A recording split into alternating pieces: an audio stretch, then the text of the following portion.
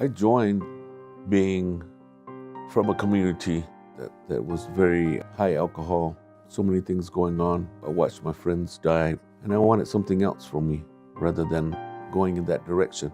So what I did was join the military. It gave me structure in my life. It helped me understand a lot of things. I served as 11 Bravo infantryman and then 11 Mike. And then we got sent over to Fort Benning, Georgia, and we became a cohort unit. Our first area was Garlstadt, Germany, and we were the farthest north, so we were always on ready for any time that the walls were there, from shells flying to bullets flying. It was something else to see. We trained on the 113s, and we used that for a year, and then the Bradleys came in. I carried a 203 M16, and I had my 203 vest with all my shells in there. The place we trained at was a huge training area. I always wondered how people didn't get hurt. I was proud to be in the military, and I was proud to say I went through basic training. I do support the VMLC, and I have since the early 2000s. The work that they do continues to help veterans.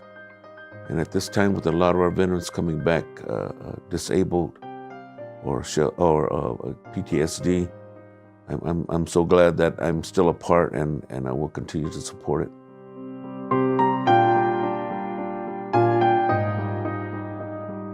I was in the few, the proud, the greatest fighting force on Mother Earth, the United States Marine Corps. Well, I joined on my 17th birthday, and I went to boot camp at Parris Island, South Carolina. I was stationed with VMFW 223 as a radio man.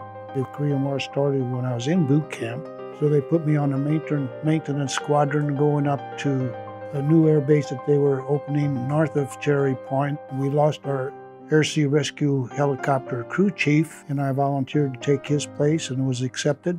And anybody that didn't come back, we went out to find them, either bring them back or bring their bodies back. There was a couple of times that we were only able to get the bodies, and that was one hell of a assignment. Thank you. My most sincere appreciation for what you are doing for veterans. It is needed, and needed badly.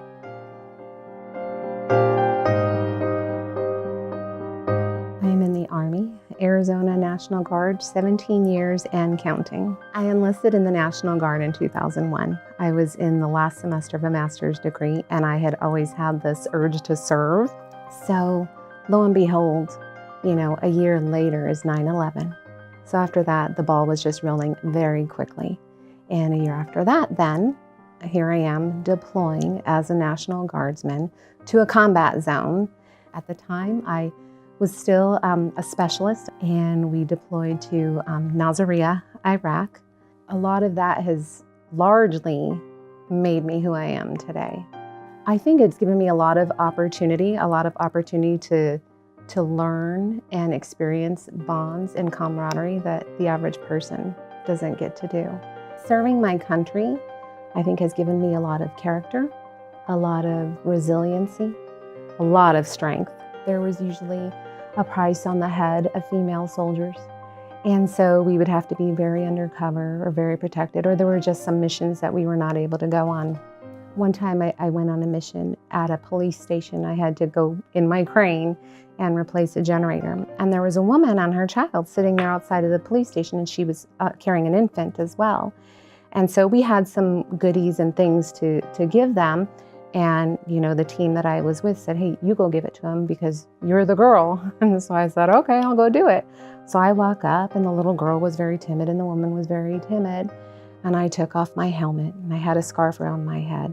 And once I took the scarf off of my head, the little girl's eyes just lit up, because here's this little Iraqi girl, barefoot, poverty-stricken, I'm sure.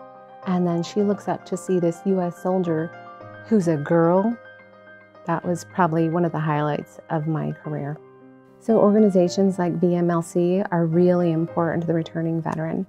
Sometimes somebody may have had, the intention of serving as a career, But once they've had one too many deployments and they've had enough, they just go. And they're not always prepared to do that. They don't always have something to fall back on, but they have just simply had enough. And then sometimes they get kind of lost and on the wrong path, and they need that assistance to get them back on it and help get on their feet again. I joined the Navy April 24, 1940, and went through training in San Diego, California. Went aboard the USS Platte Navy fuel oil tanker loaded with 6 million gallons of fuel oil. Went from San Diego to Pearl Harbor. Arrived in Pearl Harbor December the 12th, 1940, and was immediately assigned to a PBY squadron, VP 23, based on Fort Island. One of the things that I'll certainly never forget, Pearl Harbor, of course, you know, was 2 attacks, the first attack, and the second, which was an hour and 15 minutes later. Looking down Battleship Row to see all these ships on fire, all smoking, all sinking, was something I'll never forget. I had the duty that day, which means you stay ashore and stand watch. Moments later, we heard a terrible explosion. We run outside the hangar, and you say, what were your thoughts at that time? But fear, anger, surprise, whatever it is, it's all there. It so happens that one of my shipmates remembered there was a sewer line behind our hangar. He said, let's go for the ditch, follow me. We all ran, jumped in the ditch, sit there clinging to each other, wondering what's going to happen. One of the pilots seen us, circled, strafed the ditch with machine gun fire and hit the dirt piled up beside the ditch. That's missed us by probably 3 feet. My most vivid memory is, God, please don't let me die in this ditch. Martial law was immediately declared.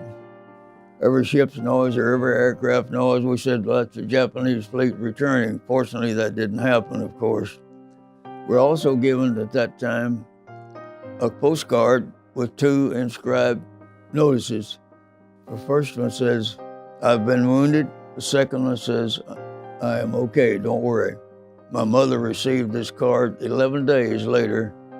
And afterwards, when I seen my mother and father, my father said my mother was in hysterics all this time. He said she got on her knees and prayed if God would protect her son. She would spend the rest of her life working for the church, and she did. It taught me to enjoy what I have. Love your country and be willing to defend it. It began long before I ever enlisted in high school. I was a history major, and I had instilled in me a sense of service to the country. And shortly before graduation, I enlisted in the Air Force, United States Air Force. 2 weeks after cap and gown, I was on my way to basic training. I spent 8 years in the Air Force. My first assignment was to the Far Eastern Language Institute at Yale University. Kind of a unique experience with all the Yaleys while still in uniform. That was for Chinese Mandarin language. Not too long after that, I transferred to the Air Operations career field. We were Air Operations Liaison Unit with all the Allied Air Forces, certainly the Army, Navy, Air Force, and Marine Corps, as well as the other allies who had air units there. And for the balance of the 8 years, I worked in that career field, including a 3-year tour in England and 15 months for Vietnam. And especially with what was then NORAD, the North American Air Defense Command, that part of my career was highly classified, and I was required to acquire a top secret crypto clearance, which meant that the FBI very thoroughly investigated my background. I had an experience that made me reflect on my own mortality. I came close to not surviving that conflict. And that moment, I think, was the time that I dedicated the balance of my life experience to those precepts of duty, honor, courage, and service. Unfortunately, some of our veterans are suffering from a lot of adverse situations in life that they cannot, for whatever reason, resolve themselves. And it takes organizations like VMLC to be able to provide assistance, help, guidance, whatever it happens to be. I'm extremely pleased that there are organizations like that reach out to veterans. We did not always have that benefit in this country.